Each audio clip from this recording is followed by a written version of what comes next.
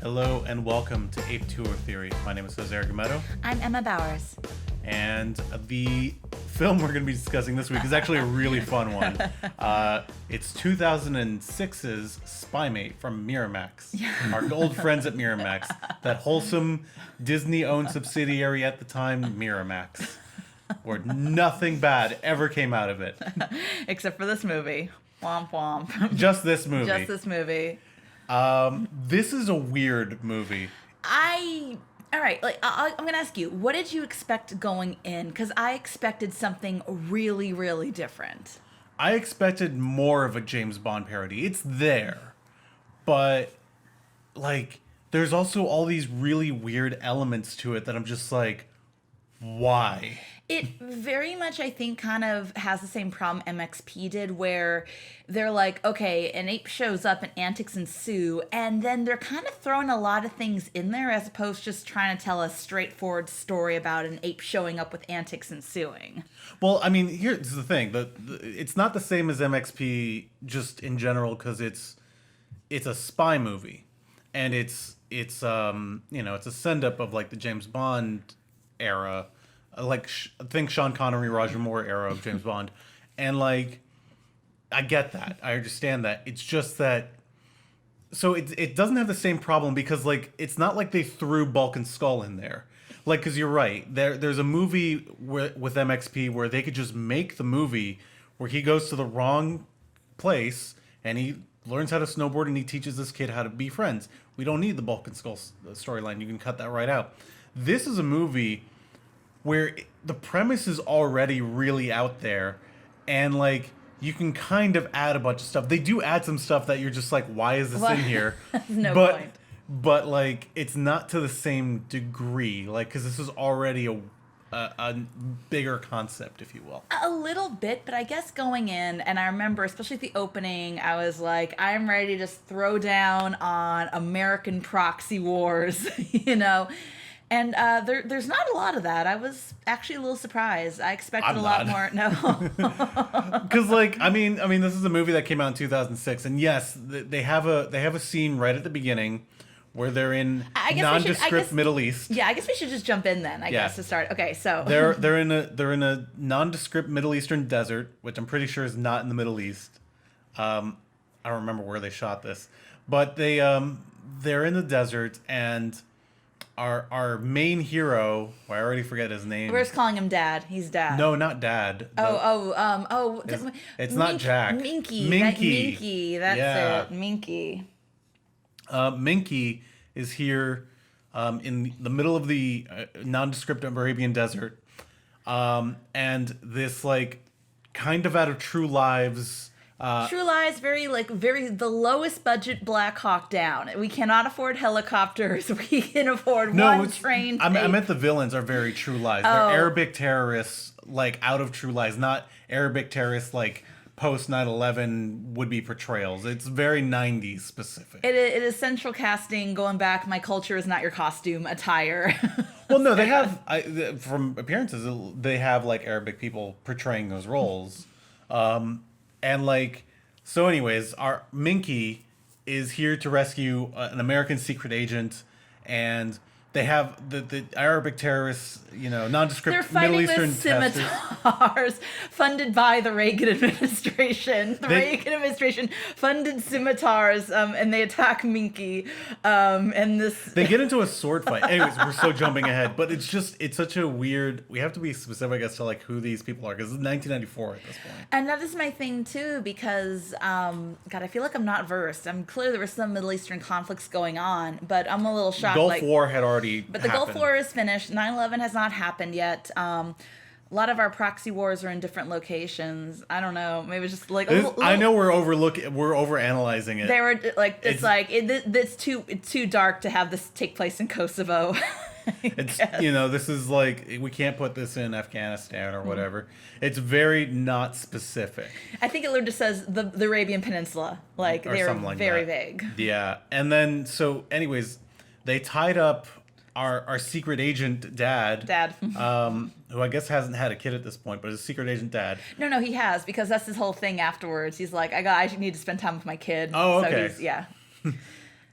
So he's tied up, and he's like, there's a nuclear missile they have. We gotta destroy it. The United States will never let you get away with this. And like the main bespoke Armani wearing terrorist is like, we're gonna get the money or whatever. I guess like very nondescript terrorist, like out of True Lies type of thing.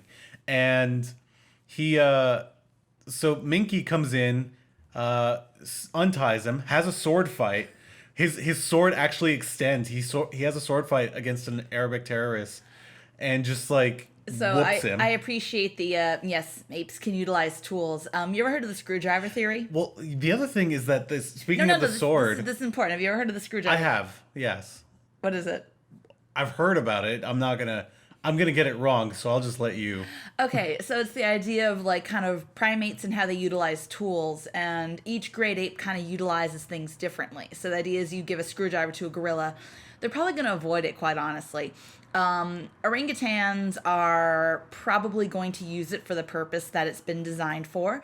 Bonobos will use it for, if you know anything about bonobos, you know exactly what I'm going to say with this.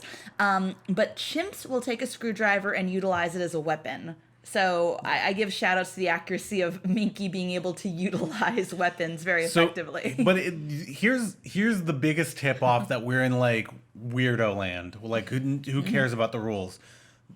Minky has a knife at first, and it morphs into a sword. Like it extends way out.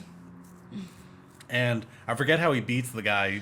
He doesn't do any cool chimp things. Like all these movies, the chimps never rip anyone's faces off. He doesn't stab him with the sword. He doesn't. I know the sword breaks in the fight. I just forget how he. He doesn't brutally castrate him.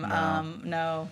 Very. This is a PG movie. PG movie, so you'll never see that ape violence that you're just anticipating with a little ape on screen. And they give him shoes again, which I hate. I don't like seeing apes wearing shoes. It'd be like if someone duct taped your hands. Like it's just mean. I hate it. And he's in little military fatigues, and he has those little military like sneakers on you're supposed to wear, little military boots, and I don't like it. After the sword fight, he knocks two of the guys out, including our main bad guy. And then unties the dude. They leave the bomb to blow up the comically large actually comically small nuclear missile. They have like no budget too, so like this camp is like five tribal tents set up. Yeah, and they make a run for it, and they're on a Jeep, I think. Isn't they on an airplane? Well, they get in a Jeep first, and then they get into the airplane over the mountain because they're being chased by horses. Oh no, it's an ATV. That's right. Right. Because we're wondering how they got that. Yeah, so they stole an ATV from the camp. The Reagan-funded ATV. Yeah, even though no one, maybe it is the soldiers. I guess it is the spies because nobody else has an ATV. Everybody chases them on horseback, and then they get into their plane, their little like miniature parachute with like a plane thing. It's like a gliding type of plane. It is like a World War I airplane. No, it's not a World War I airplane. It's very it's one of those planes that's like basically a go-kart with a fan in the back and just a giant wing. I forget what they're called. But like so they take off in that. He's like, "Well, it's time to retire." And like, he communicates with the agency, aka the CIA. They're called the agency in this movie, but we're probably going to refer to them as the CIA. CIA, because that's what they are. They are CIA. They're doing some proxy wars, and they've sent up a.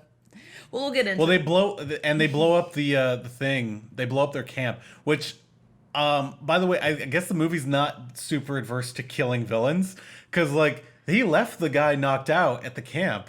I don't think he got back up, and the camp blows up, and he was right next to the bomb. They can die. They just, can't be stabbed. They just can't be, Mad Max can't rules. be on screen. You can chain somebody to a radiator and set it on fire. It's their own fault they didn't cut off their arm to escape in time. So he's basically like, "Oh, I'm gonna retire, buddy," and he has, of course, just a little photo of like his wife and daughter. Who we'll get into the wife because we got some theories about this. I guess we do. We got some. It's another theories. Dead wife. Yes, but why is she dead? And we know why. Oh yeah. So we fast forward to 2004. And it's Post 9/11.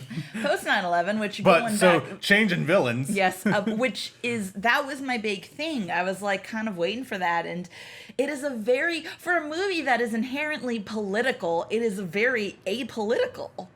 Well, also because you're just like, oh, the terrorists, they came back and they came to get revenge, I guess. But no, it's a totally different villain. Yes. So dad is now, okay, that's the big thing. So the dad's basically like retired. He's living with his daughter. And he's an insurance agent. Yes. But that is the big thing where he keeps being like, hon, your old dad used to be something of a CIA spy. Which he like, and she's is like, telling what? her. She's like, whatever, dad. And it's like, yo, like I used to work with this chimp named Minky. And it's like, okay, like, I've seen Argo. You're not allowed to say you worked for the CIA. Yeah, you don't tell your family who you work for. Like, there was a whole point in that movie where they're like, we're going to give you an award, but we're also going to take it back because technically you never did anything. His daughter, by the way, is sort of like a little Greta Thunberg. She's like a little genius, and she's very like conscious about like the environment and stuff. And she's also an inventor, so just sort of a little child genius. And she's made basically, okay, I keep joking saying she's a little Greta Thunberg, but she's not, because Greta Thunberg would never make a fracking device. She basically, that's what she made. She made a drilling machine to like. And apparently it's somehow environmentally friendly. Like, it leaves no residue or whatever. Like, they explained it, but I'm like, it's still, you're still drilling for resources. But okay, sure. And, she brings it up to this, like, science committee. And they're like, wow, this is really cool. Wow, we can't believe you figured this out. And like our main bad guy, who's like a scientist. I need to describe the bad guy because he's clearly like a character actor. He's been in a lot of stuff. I think his name is Richard Kind. I know, but I need to explain this guy. He looks like, it is like if you tell your mom you want Bob Odenkirk and your mom says we have Bob Odenkirk at home. I feel like that's really mean because Richard Kind has been in a lot of stuff. I know, but he looks and he's not discount Bob Odenkirk. He's not discount Bob. I'm not saying in terms of his acting, he's not discount Bob. I'm just saying he looks like Bob Odenkirk at home. I'm just trying to physically describe him. I'm sure he gives off that vibe as a villain. I'll give you that, but like in terms of Richard Kind, who's been in like Spin City and stuff like that, like he knows what this is and he's having like I will say this for this movie, everybody looks like they're having way more fun. They're putting a lot of devotion into this movie. They're not phoning it in. Yeah. And I'll give that to everybody. They know what this movie is, and everyone's on board. Even little Emma Roberts, who is our main girl. Oh, yeah, that's our the kiddo is baby Emma Roberts. So. And she's, she's obviously gone on to be in a bunch of stuff. And she's fine. She's like very peak child actress in how she talks and enunciates. But she's into it. Yeah. And she's like, I'm game, let's do this. This is going to be fun. And everybody came to play, is what I'll say about this movie. This isn't MXP where, like, there's a bunch of people who are like, we really don't give a shit. Quick, Bjorn Lines has to go in an hour. Bjorn Lines has to leave, everybody. Yeah, so we got two subplots going on right now where baby Emma Roberts has a fracking device. And evil. And the scientist, who's not presented as an evil guy, he's just like this world-renowned scientist who's played by Richard Kind, and he's like, oh man, could you scale this up? And she's like, yeah, we could totally scale it up. And like eventually she wins the contest or whatever. Meanwhile, here's what I know about the world of primate rescue, which is usually when primates kind of wrap up their time, either it depends. Sometimes it's just decided it's their time. Sometimes law enforcement gets involved. But usually primates who finish up the world of the career in Hollywood, or even, say, laboratory studies, or in this case, secret CIA programs, usually end up in zoos, rescues, sanctuaries, things like that. Minky has ended up in the circus, so he has traded one gilded cage for another. To be fair, they make it seem like he has the run of the place. Yeah. Like, he doesn't show up until the last minute. So there's a circus act, which, okay, if there's a subplot you could cut from the movie, it's this. It is the circus act, and it's set up so... I cannot explain this. It is like... you see all the different kind of circus people, and you immediately are like, oh, I bet they will use the skills demonstrated, like, to fight some bad guys later on. And then they do, but it's also very inconsequential. It is so broadcasted, though. It is... So we have first our rather portly lady, who... All right, she's supposed to be a portly lady, but she's clearly played by a normal-sized woman in an inflated fat suit. It's really weird. But like, you know, the whole thing is that she can roll into a little ball, and we see her do that, like knock over some human-sized bowling pins, guys who are dressed up as bowling pins. And then there's the super speedy guy who's like... He can make the film go really fast. Yeah. That's his ability. His ability is to run really fast, but you're also just like, well, everybody else behind you is also moving really fast. It's literally that MST3K joke. Wow, he can make the film reverse. Yeah. We have the strong man, and he's just sort of like, you know, he's a strong he guy. has a leotard and a mustache, and then there's a gymnast. It's funny though, because like, so you think that they're gonna do the whole like fat girl joke, and they don't. They make him, the strong guy, like take out a big sandwich and scarf it down. They are very respectable of the fat lady on the team. I did appreciate that. My only big thing is she's not played by a fat lady, so it's just kind of off. I don't know if that's worse or better, because then you would be rolling a real person down the stairs, which is very clearly a prop that they just threw down. Yeah. So that's another time in this movie where they actually, you know, from the snowball gag into this now. So there are payoffs, even though they're very largely broadcasted. Yeah. So Minky is, Minky has a jetpack, by the way. Minky has a jetpack. And he flies in at the last minute from his dressing room, like, across the town. Oh, right. He saves the gymnast's life. There's about to be Robin's parents incident going on here. Robin's parents almost die. Even before baby Robin is conceived. And, like, he shows up with his jetpack, and he's like, yeah, I saved you. And everyone in the audience is like, oh, cool. I'd be like, where the fuck did he get a jetpack?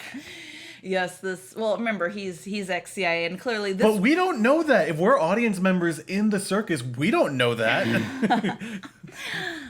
This is a lax world of the CIA, where you can just tell everybody in your life your past occupation, and secondly, you can just take tools from... You can apparently just keep all your CIA stuff. Yeah. Meanwhile, Bebe Emma Roberts is easily, I guess, conned into heading off. Mark Kind, that's it? Richard Kind. So Richard Kind comes up and he's like, That's the actor's name, for the record. Yes. Remember when you were a child and they're like, if someone comes up to you and says like, hey, your mom asked me to pick you up, don't go in their car. Well, she does that. She does that. She absolutely just gets in the car. And to be fair, it's not like the dad has met the scientist at this point. Like, he's met the guy. So, and they got along pretty well. And he knew that he was here to pick her up. So it's not totally unfounded.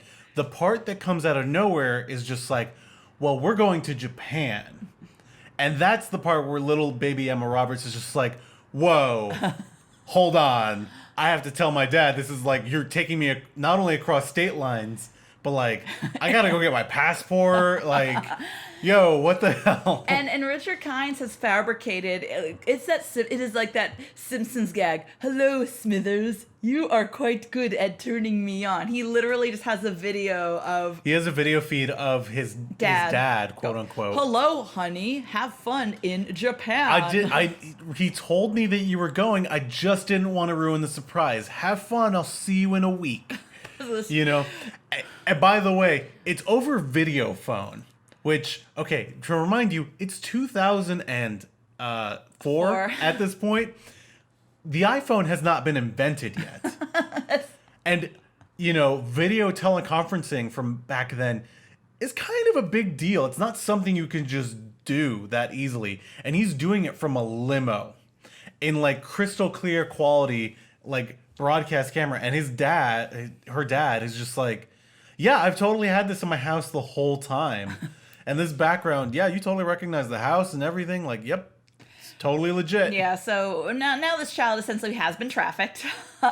She's and they take her into one of these secret agent things, and I do appreciate it. Instead of like just taking a flight, they get into like this high-speed boat with like wings.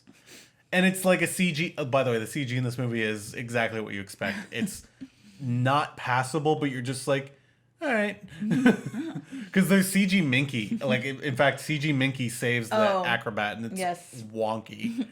But anyways, there's a lot of CG ape in this. So they traffic off little Bebe Emma Roberts, and then the dad is meanwhile like, I wonder where my kid is, and he gets a threatening message from one of the henchmen. Like, basically like, if you look for us, you'll never see your daughter again. Which, had literally no one said anything, he probably wouldn't like, he would have started to look, but like... This has amped up the urgency. Yeah. All right, here, I'll give you an example. If your child does not come home at a designated time, you'd probably just go to the local authorities. Because of this message, he has now alerted all his old CIA handler, who, by the way, is the mom from that 70s show. Oh, yeah, it's so funny. Yeah. This is a star-studded cast. Yeah, this is actually like kind of a big cast. Yeah. Spoilers, Pat Morita shows up later on. Oh, we'll get to Pat Morita. We're going to get to Miyagi-san. We're going to get to that. Trust me, it's a whole thing. Yeah. But the weird thing is, like, had he literally just been like, he could have used the same video teleconferencing technology and just been like, hey, you know, you signed a permission slip. We're going on a trip for like a week. There's going to be a whole bunch of classmates. He could have faked a whole thing of like, hey, your kid's with all these other kids. And, like, we're on a field trip. But no, he threatens him immediately, like, don't go to the cops. Your daughter will be returned safely. And he's just like, well, fuck you. I'm going to go get my spy kit, and I'm going to go call all my friends at the CIA and be like, this motherfucker threatened me and kidnapped my child. And the crazy part is, I suppose, I do not know. I do not know. But then again, I guess we wouldn't have had a movie. Yes. Yeah, we're not getting into, like, plot hole. Why does the ape do things? Why does the ape do things?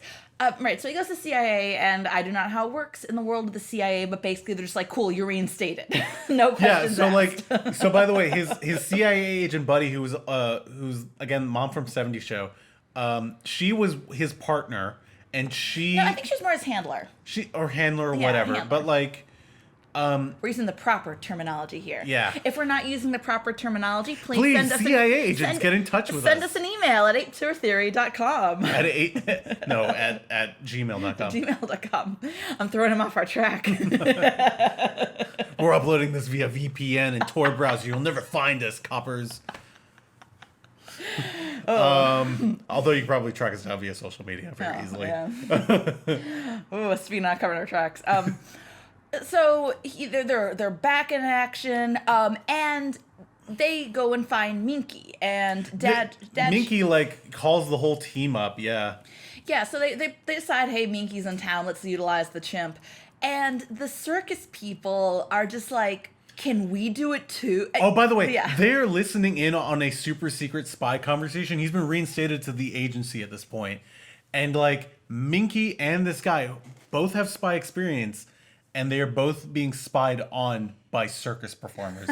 And you understand, these people look like, you know, like the Paris de Saki. Like, they're not even being subtle about it. They're not very subtle. They're not subtle in their at all. appearances. And they're like, they're being spied on by the rank amateurs, basically. And just like, aren't you guys in the CIA? They're like, they're not even spying. They're like, it is like if they're literally just listening to the conversation. It is like when you are listening to your coworkers bicker. Like, you're just like, ooh. Yeah. And they come out in tuxes and they're just like, can we join your spy agency too? And like real CIA agents probably would have been like, oh shit, we're compromised. These are American citizens. What would we do? And they like call in an asset, and that's the end of the circus. The whole circus blows up. That would be probably reality, maybe, if it's like that important. And they just let them. They're not and they're even just like, you know what? You're CIA agents They don't too. even give them a test. They're not even like, okay, go find this democratically elected country and overthrow them first. Yeah. Can you pass FBI basic training? No problem. No, they get them in. That's it. They do ask the mom from that 70s show there. They do. By the way, the mom from that 70s show has to put back on her like leather costume. Which I'm just saying this. I do not know anyone been a handler. I don't even know if I'd want to associate with anyone who's a CIA handler, frankly. I don't think you have to dress like Fujiko Mine. Yeah, she really does dress She like... is dressed like Fujiko. It's not quite a cat suit, but it's like... Leather, like, you know, type of thing. And you're just like, you don't need to do this. But I get it. It's a spy movie. For babies. For babies. For babies. And so, of course... But they make a joke about that she can't zip it up all the way. Like, and that she has, like, a lot of trouble moving around because it's all leather and it's like... makes all this noise. So I guess... It's like me when I try to cosplay Fujiko Mine. That's not true. You did cosplay Fujiko Mine. I didn't do the cat suit. You didn't do the cat suit. I didn't do the cat suit. No. Oh. And the circus people do ask, because it's a good question, to be fair, they're like, hey, why did Minky work for the CIA? And they go into origin story time. Which is weird, because the origin story itself probably would have been a stronger story, quite honestly. I mean, basically, spoilers, the CIA was training primates to do the dirty work of the CIA, which... I did get curious because I wanted to see if there was anything, at least that we know of, in terms of doing this. I actually couldn't find anything, which is wild because the CIA actually does utilize pinnipeds and cetaceans in terms of operations. And then there was that crazy dude in the 70s who kept giving dolphins LSD and kept trying to have his assistants be intimate with the dolphins. So I'm a little surprised we have not utilized chimps. Maybe we have. Maybe that's just... Maybe it's just not been declassified classified. yet. Well, wait, you know, like I said, Trump's got 2 months. Maybe he'll blab some cool info on the way out. But the big thing for me was just like... So I think they shut the program down, but they didn't let Minky go. They just put him in, like, the warehouse at the end of Indiana Jones, basically. But they do this. You're, like, so shocked they didn't send him off to an accredited place. But this, unfortunately, this part is actually accurate. There was an orangutan who was in a sign language program at Chantek who was part of a program on a university campus. So for a long time, Chantek just, like, lived on a campus and was taught sign language. And one day, Chantek was no longer a cute little orangutan. He was a large, huge male, and he was also gigantic because his handler kept giving him Oreos. So he was unfortunately very, very overweight. He was huge. And the program got discontinued, and Chantek lived in a cage at the Yerkes Research Institute until he was rescued like a decade later. So you're like, how could they leave an ape in a cage? They do. They do. Okay, fine. But it's the most accurate part of this movie. I think more just like it's the warehouse at the end of Indiana Jones part. And I'm just like, all right, put him in a cage, but maybe like, I don't know, somewhere else. like a fake habitat. You're the CIA. You probably have a couple of those. But anyways, so the secret agent guy, dad, like frees him. And, like, they become friends or whatever. And this is the weirdest part of the movie. As he's leaving in, like, the little pond that they have outside the CIA. By the way, I don't know if you've ever seen the CIA building or, like, the FBI building. They're pretty nondescript. Not like FBI works here. I mean, it says FBI outside the building. And it says, if you go to the CIA building, it's a very large facility. But you've seen it in movies and stuff like that. It's not that showy. There's nothing out front. But yet here he is walking out of the agency. Mm-hmm. And it's like this really nice koi pond and this really nice stairwell. And it's like all these really nice architecture that's like really flashy. And it's like, that's very unnecessary. And it's not how it works. But okay. Anyways, inside this little koi pond, like 3 Russian agents come out in the scuba suits. And you're just like, see, that's why they don't have the koi pond at the real FBI or the real CIA. But also, like, how bad is your security that, like, 3 full-grown men in scuba suits were able to hide in a koi pond? Hey, I've seen the Americans. They infiltrated the United States for decades. And to be fair, we probably did the same thing to them. A fucking koi pond. I don't know. I never finished the Americans. Maybe that happened. They have to drive up, park their car in their little scuba suit, get in the scuba suit, get in the fucking pond, and then just wait for agent. That is the point of a sleeper agent, though. That is the point. You wait. You wait until a man and his chimp come by. And then the chimp beats them all up, by the way. Oh, yeah. That is the big thing. And then that's like, oh, well, this program works. We should keep going. And then they became partners. And I that's need the end to of the origin. explain Minky's hand-to-hand combat style, his CQC. Don't go too far because I don't want to spoil that part yet. Okay. Right. But Because that part is amazing. okay, we will wait then. We will wait. I will not give away Minky's fighting style. Yeah, because it's a whole thing. CQC chimp quarters combat. Close quarters combat. Chimp quarters combat. So, anyways, and that's how Minky became a CIA operative. The next thing they have to do is like track down where they went. Apparently, they were told that they were going to Jamaica. He told the dead they were going to Jamaica as part of the science fair or whatever. So that's instead of Japan. He didn't tell them they were going to Japan. And they head off to meet another doctor. Another doctor who was mentioned earlier in the movie, who used to be Richard Kind's partner, Dr. something or other. She's like a French name. Dr. Agier. Agier. Dr. Amour. Adour. Oh, it is Amour. Amour. Okay, it is Amour. I think it is Amour. Is it Amour? I don't know. Well, We should probably look at this We up. should look this up. I'm on Richard Kind's Wikipedia page looking for Spymate real fast. But anyways, Dr. French lady, who's definitely the Bond girl. She literally comes out like it's Dr. No, right? That one. Yes. She it's comes very out Dr. of the No. ocean like Dr. Like No. tight little bikini, as PG as PG as far as PG will get you. But like I was still like, damn girl. Like I said, very going back to MST3K references. Don't show a good movie in your crappy movie. Yeah. But anyways, so it is Amour. Dr. Amour. Dr. Amour. It is Dr. Amour. Okay. Okay. We have the cast list up now, just in case. We're gonna edit this out, so we. No, we're not. We're not. We're leaving it in. I'm lazy. People lose interest though. They're like, these people didn't do the research. No, they. It took me 2 minutes to look this up. But anyways, so she comes out of the water and she's like all, hot and whatever, and French, and Mr. Dad James Bond is just like, hey, I'm looking for my daughter, and like the chimp is also with them, and of course the chimp brings no attention.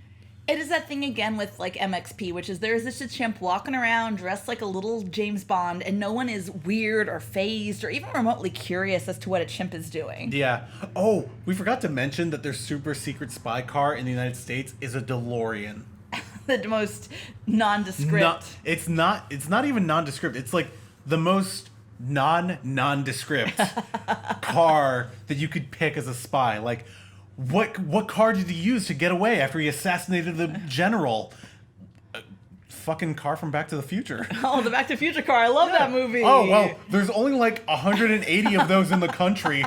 That shouldn't be too hard to narrow them down. And you will notice them because it's a hugely popular and iconic movie. So you would just be like, yeah, that's the it's Back like to the the Future worst car. spy car they could have. Wow. It's the worst spy car they could have picked. Like, if they picked an Aston Martin, at least it's like, oh, it's a reference to James Bond. It's a fucking DeLorean. It's not even a spy movie reference. But okay. In Jamaica, though, they're not driving the DeLorean. They're driving a Mini Cooper, which is more inconspicuous. Fine. And still kind of a spy reference. So they meet Dr. Amour. And by the way, this entire time they've been followed by like one of the henchmen who's like kind of like Dr. Evil / Blofeld. I need to explain his makeup. It is, if you were at the last minute invited to a Halloween party and you said, oh shit, I need a costume, I'm just gonna kind of look like a scary dude. It is like someone took an eyeliner pencil and I think kind of drew a little scar on his face. It's Blofeld. It's like Dr. Evil, type of. It's exactly Dr. Evil, basically. Dr. Evil had better makeup though. Well, There's yeah, no makeup but like, here. Bald with a scar. Yeah. Done. And he's very pale. He looks like me, basically, right now. Except I have a beard. So he's been following them, keeping tabs, making sure that the spy dad doesn't get too far. And then the ape, Minky, just like knocks him out.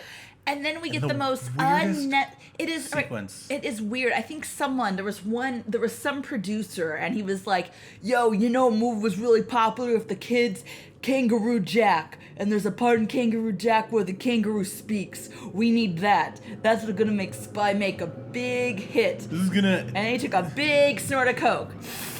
Like so. and We're so not actually doing coke. if only.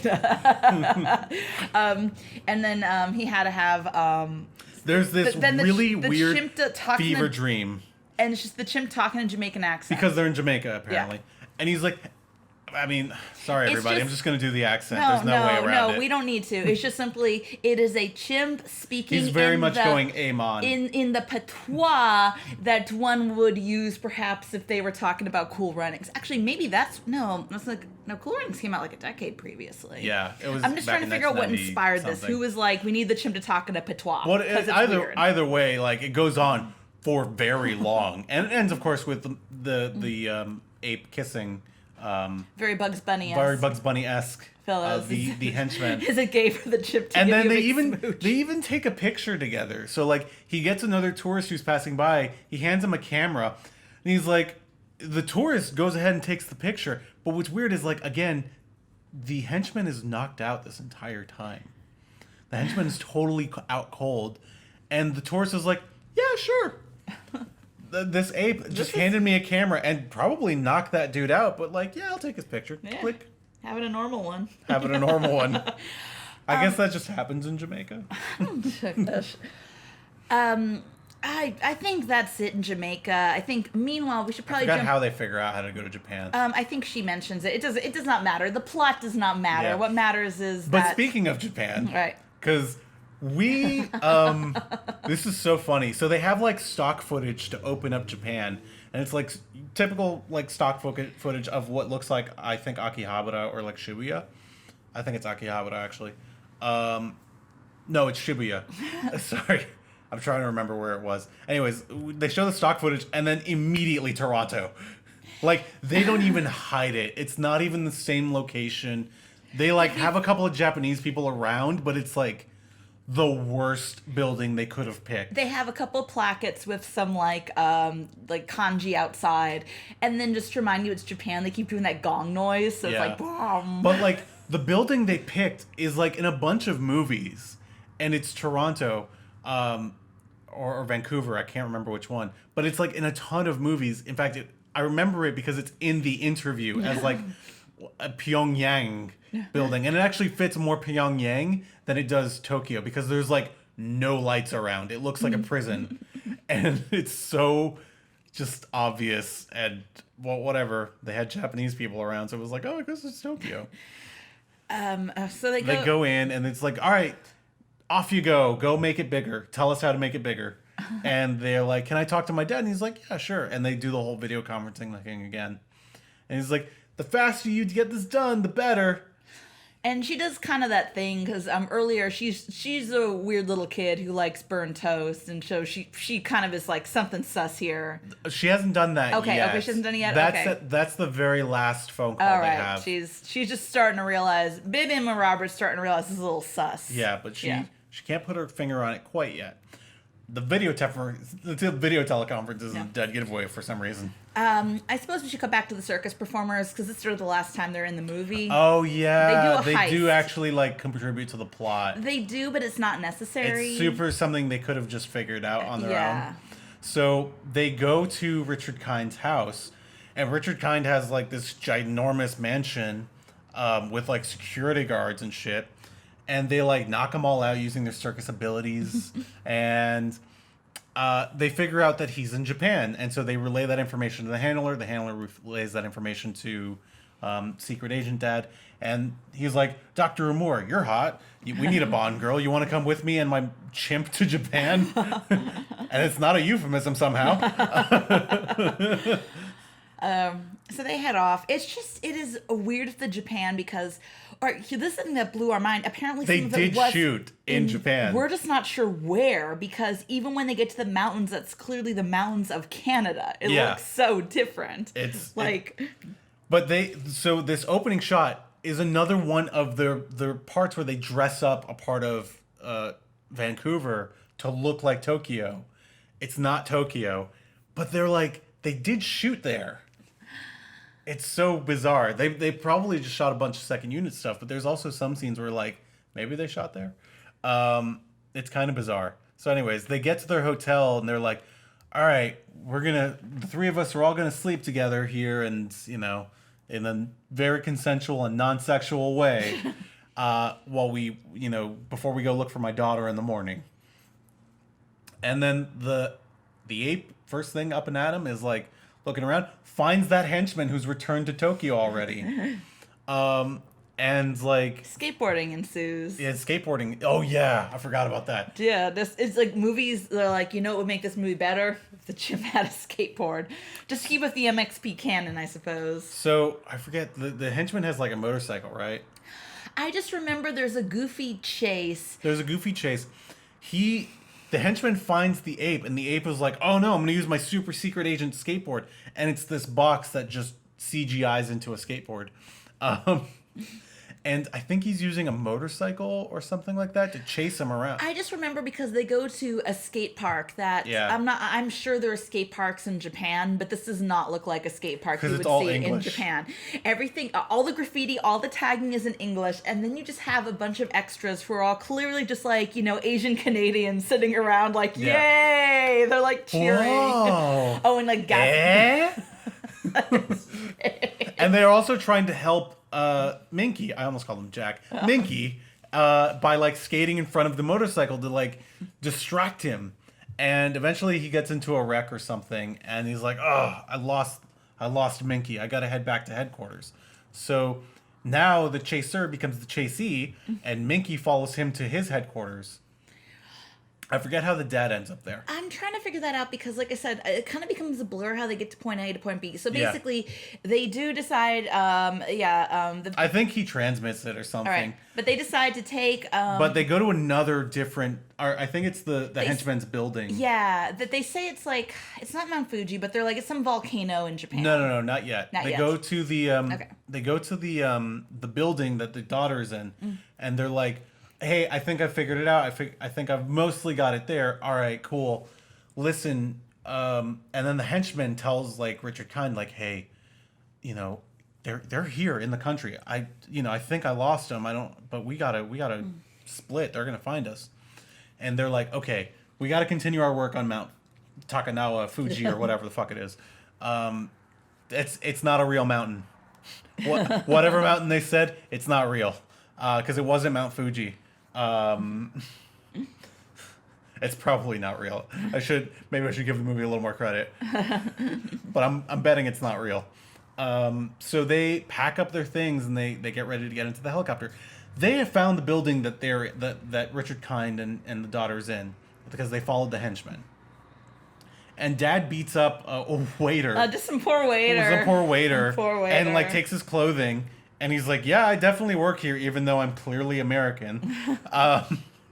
And Minky has hid himself inside the little cart, and they follow the henchman up. The henchman doesn't recognize him because he's wearing glasses now or some shit.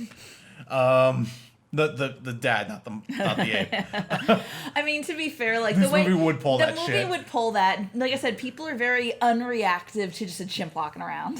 But in this case, they he's hidden, so he's not seen. And Minky, I think, gets into like the air vent and like does more reconnaissance and like is really the one to follow around. And eventually they've packed up all their shit. They're ready to go. They're on the helicopter. Hey, you're going to see Dr. Moore at the mountain. It'll be great. And they get into the helicopter and Minky grabs onto the helicopter. More CGI Minky. And then also green screen Minky because he's like on the helicopter the entire time. And they get to the mountain, and of course they're tracking Minky. So they're like, all right, we got to get up to that mountain. So Minky falls off the helicopter like a relatively okay height that he's going to be fine. Away from the base. And suddenly, out of nowhere, Mr. Miyagi shows up. Pat Morita shows up in a ninja costume and is like, we have been waiting for you. It's very, very like what you like, just the idea of a ninja. They call him Yeah. Minky-san. More like a ninja.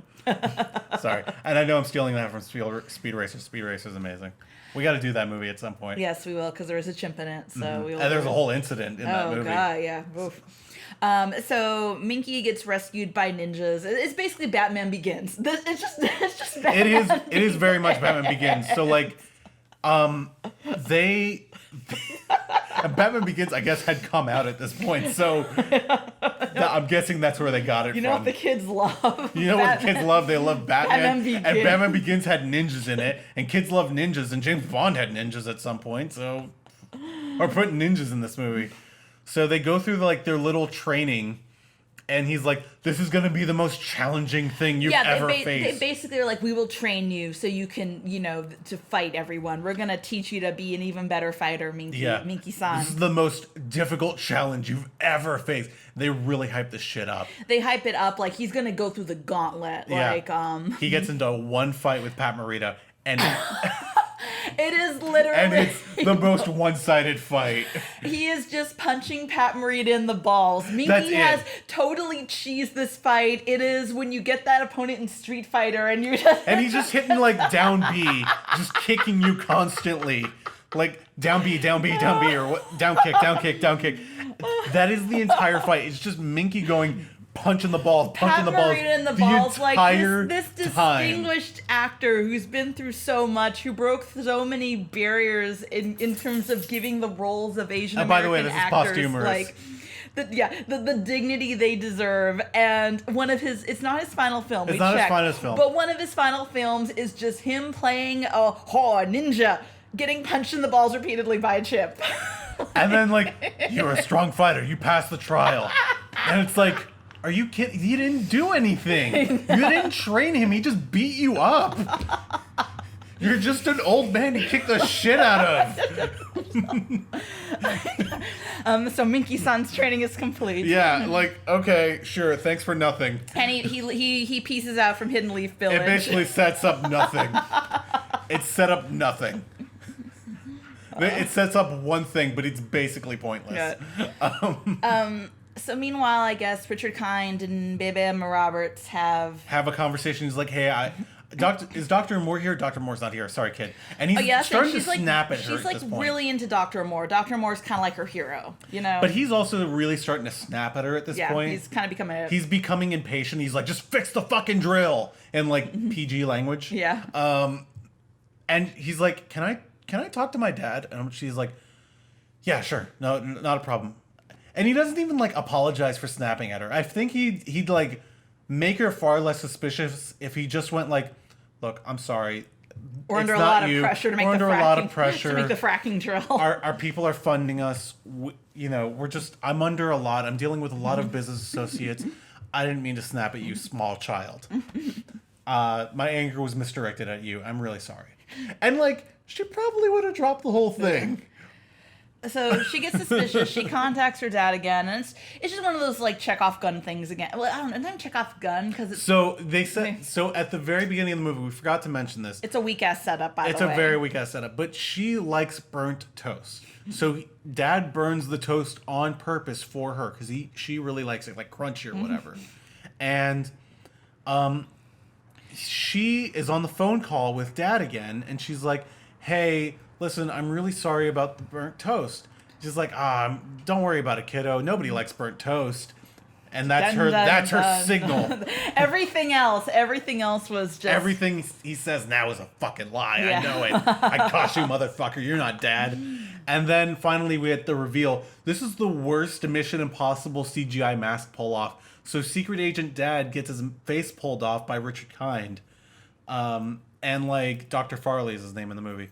And like, he pulls his face off. It's the worst CGI in the entire film because his head grows like 5 sizes. It is okay. You know how like, I don't know, there'll be like a meme, and you're like, I like Gritty, and then you take, I don't know, whatever, like Han Solo, and you put Gritty's head on it. You're like, haha, that's Gritty. Like, it is very much like, it's very much like memification because his head grows like 5 sizes, and then he rips the mask off, and it's like not not connected to the face. It's just the worst. It was weird because normally they kind of do that Mission Impossible cut where it's sort of like a prosthetic mask, you know? And you could like They cut don't away and he just would be Yeah. like hold the mask to his They side. don't even cut it. Like, he's just holding, like, I guess a tennis ball that will be photoshopped in green screens Yeah. later on in post. It's- It's weird. It's bad. So she goes into the room, and what must be absolutely traumatic for a 10-year-old child is she just finds, like, a Michael Myers-esque mask of her dad.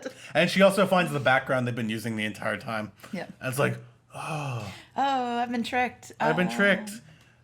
Again, video conference didn't tip this off, but whatever. Yeah, and then, so Dad has been captured, I think, at this point. I They think- get there because and they get she's captured. like she does. I don't know.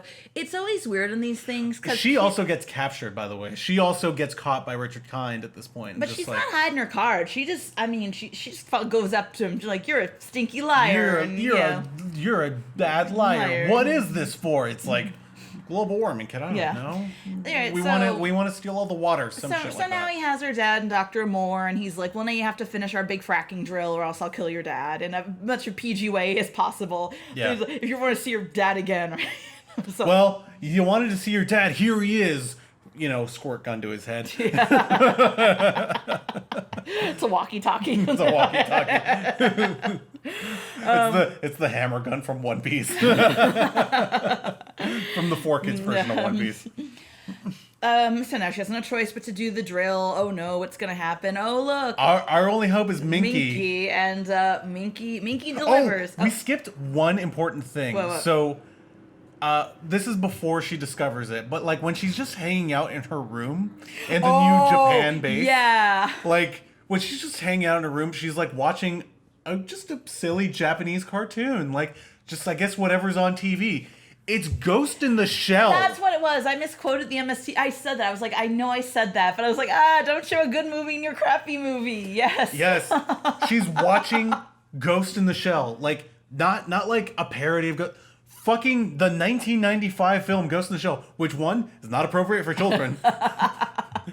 And two, I don't think they just broadcast it on TV like willy-nilly in the mountains in Japan. Maybe it's like a VHS cassette, you know. I don't know, like, whatever it is. But like, it's so bizarre. You're just like, why would they put this very R-rated movie in the PG-13 film? It's even PG, I think. It has been PG. Or PG, sorry, Yeah. it's PG. And just, yeah. But Sorry, we had to mention it. Because, like, the Major shows up, Wato's in it, you're like... this movie is very, very limited, and I think their knowledge of anything Japan related. And I think in their head they're like, "What's Japan known for?" And they're like, "Ninjas and hyper violent sexual cartoons." So let's just...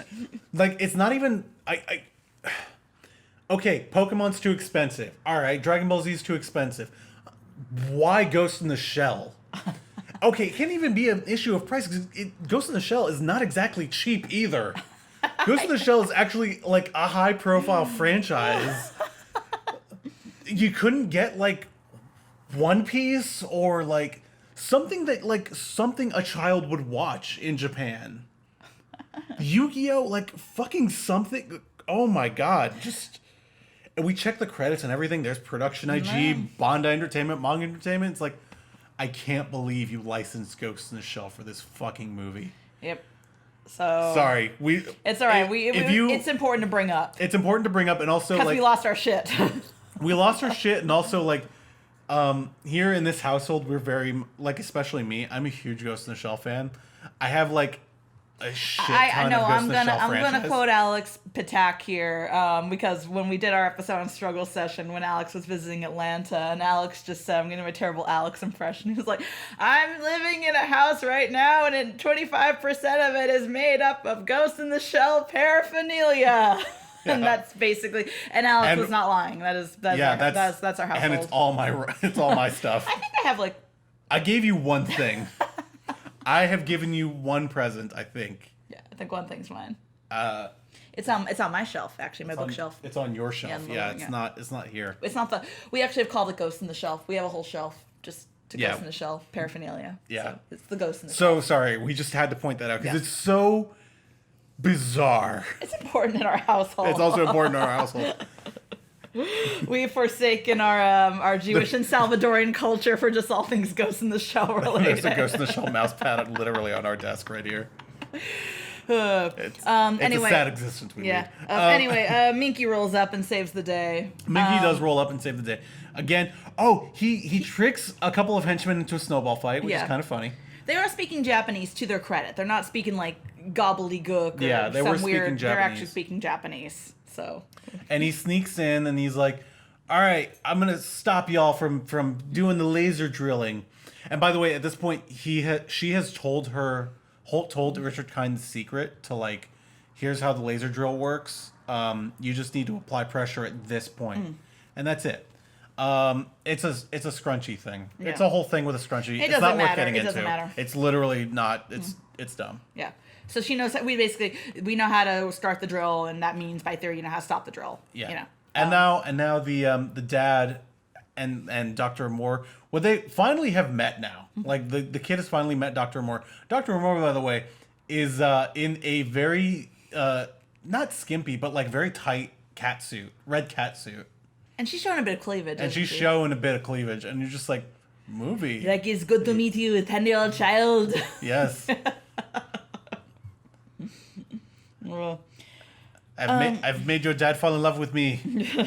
Which is I'm your new mommy now. Which is a little sus because we had a theory that her biological mom is no longer around because she was out as a CIA. She was a. She might have been like at a rival agency, like maybe she was MI6. Yeah. And they had like some interpersonal conflict, and so like we came up with this like tragic backstory that the mom was like, had gone rogue. And so the dad is like, and dad doesn't know that she's MI6. He has no idea. He has to neutralize her though. And then he finds out Minky is the spotter. Yeah. And he's like, target in sight. And he looks down the sniper scope and it's her. And he's like, oh no. And he's got to make the choice, country or the woman he loves. And he chose country. Minky, take the shot. No, not Minky. He has to take the shot. No, you think Minky's probably like over the walkie, like, and you hear the translation, take the shot. Green light, go, go, go. And he's like, and you hear him yell, like Point Break, like, so that's why mom's not around? Yeah. Dad killed her. But it's okay because he has new mom. Yeah, new mom. Sexy French mom. Sexy French mom. So they get the device to basically self-destruct the drill. And the ninjas come in to help out finally. Yes. Do they even do anything? No, they actually get their ass whooped for the most part. Yeah, they kind of lose to most of the henchmen, and then the dad and Minky beat up most of the henchmen by themselves. They're like, thanks, ninjas. You didn't do very much. And like they're all scattered across the floor. Like, I don't think most of them get back up, which is going to be important in a minute. Because Richard Kind, Dr. Farley at this point, is also knocked out. And they are like, all right, if we overload the machine, it'll just self-destruct and the drill will just stop. And so, and we've also learned at this point that if they drill far enough, they'll set off a volcano, which they don't want to do. Fracking. It's fracking. It's fracking. It's fracking. It's bad. Yeah, fracking bad. So they send the thing to self-destruct, and they like escape like leaving. snowmobiles. And does he get on a snowboard again? I think he does, because let's just say yes. Why not? It just feels like that's where the movie's going. Yes, he gets on a snowboard. the ape.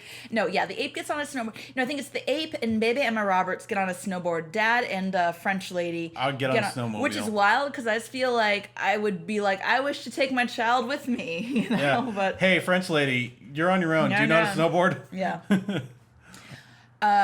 Yeah, so basically they flee and they've left everyone else to perish. Yeah, that blows up. It explodes. And again, so Dr. Farley, our villain of the movie, and all the henchmen, and I think most of the ninja, except for Pat Morita, are dead. Yes. He killed them all. She killed them all. We get one final jetpack gag, though. I don't know. Is it a jetpack? It's something fun because Baby Emma Roberts and Minky are about to like go off doom drop cliff or whatever. Oh, that's right. They snowboard off the cliff and then they do the jetpack. Yeah, so they go to safety. And does the movie even like wrap up, or does she have like? I feel like there's no real epilogue. I don't really feel like she goes to another conference. I feel like we had been at this point like so, like Oh my god, I can't believe what we just saw. I think we were just floored by the end of like they killed the villain and also like Ghost in the Shell fucking showing up. I think we were just like the ending's a blur. Yeah, so I mean, because I'm trying to. I think Minky comes to live with them now, basically. Maybe. Or does he go back to the circus? I don't know. Who cares? Who cares? Who cares? Who cares? Who cares? There's not a lot of closure in this movie. Yeah, I think they're retired again. That's about it. Yeah. So they. That's it. Yeah, that was Spymate. That was Spymate. There's not even like a credits thing or outtakes. It's just it ends. Yeah. The villain dies. Yeah. The drill technology is still in the mind of a 3-year-old or whatever, however old she's not a baby, but Yeah. Hi puppy. Oh. Yeah, and that was the movie. That was the movie. All right, so I'm proud of you. We had no monkey counts here. I was very careful. Yes. Pain is a great teacher. No. I was very, very careful. We got to get guests on one of these days. So I know, because they're all going to say monkey. They're all gonna say by monkey. the way, speaking of monkey, because Dr. Farley says pan troglodyte. Yes, he does. Oh, that is the weird thing. So he says pan troglodyte, which is the scientific name of the chimp. But throughout the movie, everyone's saying monkey. Get that monkey. Get that monkey. Stupid monkey. Ah. But then also he goes, but he says pan troglodyte. And the henchman looks at him all confused, and he's like, the chimp. But eventually, at some point in the movie, he calls him a monkey, and you're like, "Whoa, dude, you're supposed to know better." Learn the scientific name of an animal and you call it a pan troglodyte, and you're like, monkey. Monkey. Like screw you. That's inconsistent characterization. It's mean. It is great ape erasure. We don't appreciate on this podcast calling great apes monkeys, or even lesser apes, or lorises or lemurs. Yeah. Monkeys are their own specific group, friends. So, what's our next movie, by the way? I don't know. We got to figure that out. Why don't we look on HBO Max real fast? I'll probably edit this part out. All right. But I'm going to look on HBO Max right now, because if you go on HBO Max and look for, like, ape or monkey-related movies, they are the gold mine right now. So, that's my promotion for HBO Max. And I should probably disclose that I work for Warner Media, so this is not an ad for HBO Max. Whoopsie doodle. Whoopsie doodle. Our next movie is actually going to be Congo. Anyway, if you worked for the CIA and you wish to disclose this information at the cost of your livelihood, send us an email and let us know what it's like to work at the CIA. And if you do have a program where you trained chimps to be deadly weapons, Let them go. yeah, let's set them free. I mean, not like literally free. Find like a zoo or something. Or put them out in the where are they from? Africa? Yes, Okay, yes, chimps are from make sure. Africa. I don't know. They could be from Mexico. They could be from Jamaica. It could be from Japan. It seems like they're not that interesting to most people in all these movies. Could be from Colorado. Our email is Ape-teur Theory at gmail.com. You can We also have a Twitter We have a account. Twitter account. Provided Twitter doesn't take it down. Again. It's just Ape-teur Theory. And you can find me on Struggle Session. And you can also find me at Twitter at Hyenas and Gin. You can find me on Twitter at Argumedos. I'm trying to think if I have anything to pimp. I don't know. I work on a bunch of discotheque stuff. Yeah. If you if you like our stuff though, we do have a Patreon now. We do have a Patreon. Look, we're not hurting for cash.